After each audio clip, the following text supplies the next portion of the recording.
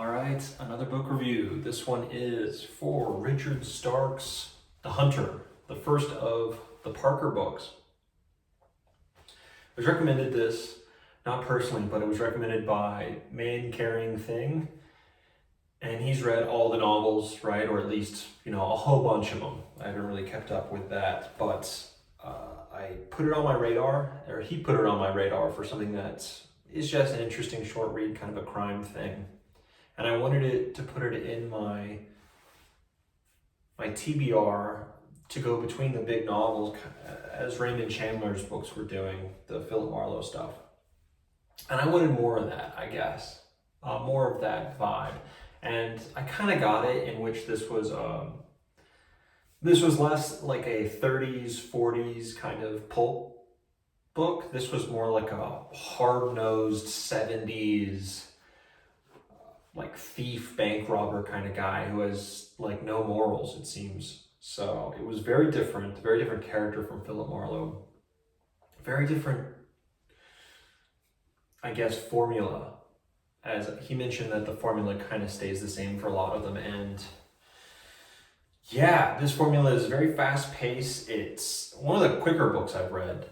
It took me 2 days, but I didn't really read very fast or very much, honestly, for both days, but took me maybe like in total 3-4 hours to read.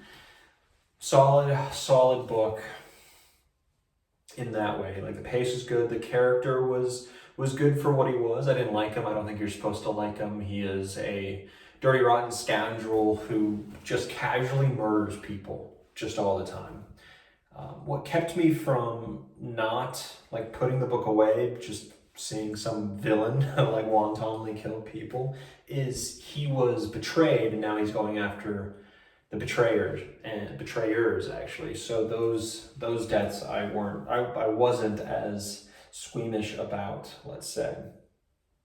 And for Revenge Tale, the setup is good, but I'd say the payoff for the revenge wasn't that great. And it's weird, I have like 2 back-to-back Revenge Tales, right? The Best Served Cold and then this. And this as a Revenge Tale worked for me so much better. It was just faster. Best Served Cold was too slow and the character's not interesting enough. This one had weaker characters, I'd say, but it was so fast that like I didn't sit there thinking about it, right? You had the brutal main character doing brutal things, and all the other characters were kind of, obviously transitory, not going to be there very long in the story for multiple reasons, right?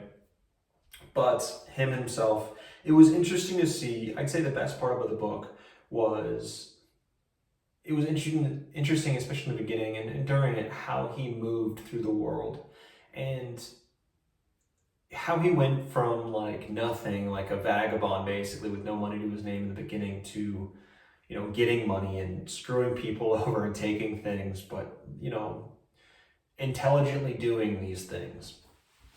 And I think that was the most interesting part, was just kind of getting a rundown of how he went from no money to having enough money to get clothes, how it almost felt like the eBay thing, right? Paperclip to house. It kind of felt like that a few times in this book, and that was pretty interesting if you understand that reference. Story, again, not the greatest. There were cool moments. They all came and went. I'm not really too motivated to read the rest of these books or even the next one.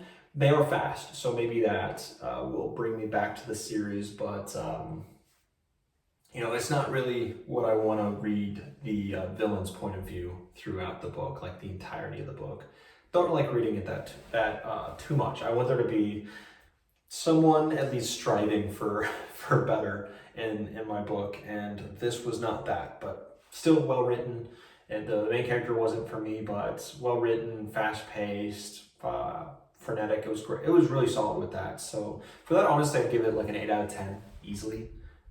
Yeah, easily doing that. But yeah, short review, short book. That's really all I have for it. On to the next one. Probably gonna be bigger, probably gonna be fantasy. All right, next one.